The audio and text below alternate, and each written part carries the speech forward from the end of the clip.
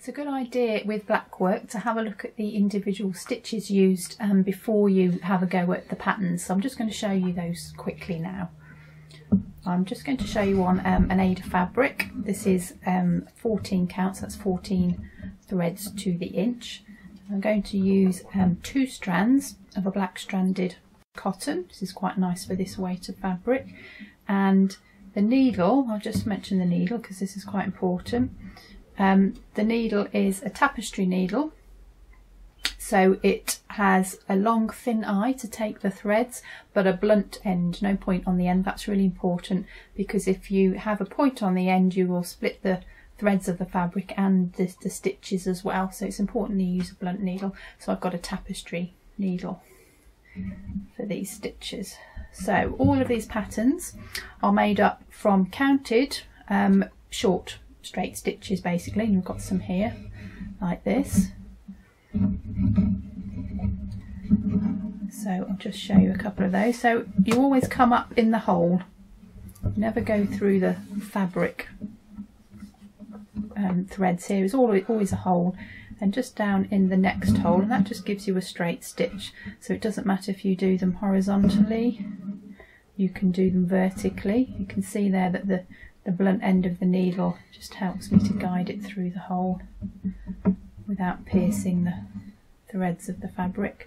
You can do diagonally, go back the other way. So really all of the black work stitches and patterns are just made up of this stitch, and it's how you put this stitch together that gives you your pattern. So just a straight stitch from one hole to the next in any direction. Now the stitch usually used for black work is a back stitch. Here's a back stitch here. So I'll just quickly go over that. There is a video on back stitch alone, but I will just demonstrate it again here. So you actually, for this one, you come up ahead of yourself and you go back on yourself. So we're now joining these stitches up to make longer lines so we can make more patterns. So ahead of yourself, back, and then you come up ahead of yourself again and you go back into that same hole that you started in, hence back stitch. And the needle shares that hole, so both threads are going down the same hole. So ahead of myself in the empty hole and then come back. You're pushing the needle back down the hole and through the thread, so you're not coming up and piercing the thread, you're going down and pushing it back through the hole, so it's a much neater effect. And you can change your angle if you want to. You can make a little square, and you can start to see how these patterns come together now. Now at some point I'm going to join these two up. You will have to come up through the hole, but you can see, if you can see, the hole is quite open there.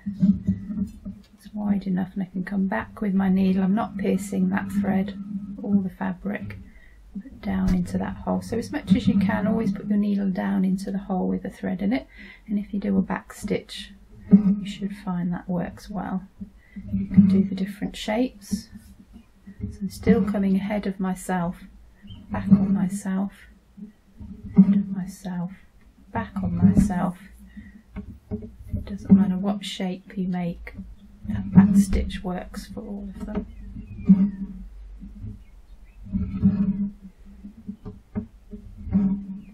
So that's a back stitch, so that's the one that you'll use for most of the black work stitches. I just want to show you as well Holbein stitch. It's so called because the painter Holbein, many of his subjects that he painted would wear clothing done in this stitch, so hence Holbein stitch. And this stitch looks like back stitch, but it's actually the same on the front and the back. This is the front here, and I have actually turned it over and worked it from the back, and you can see that it looks the same. So it meant that this stitch, if you were working on a collar or something that you would see the embroidery both sides, it would look the same on the front and the back. So that's the time to use Holbein stitch. So I'll just show you that one as well. So we're going to start with a running stitch. So we literally run along the fabric, every hole we're using now. I'm working my way along here. So you come up in the next available hole, down in the next one after that. You just run the thread through the holes like so. And then for this stitch we're going to work back on ourselves, so we come to the end and then we're going to go back the other way and fill in the gaps between. We're going to come up there and back down in that stitch there and back up, back down, just filling in those gaps. And you can see that it makes this long line which looks the same as back stitch, but unlike back stitch, which is a little bit thicker on the back, this looks the same on the front and the back.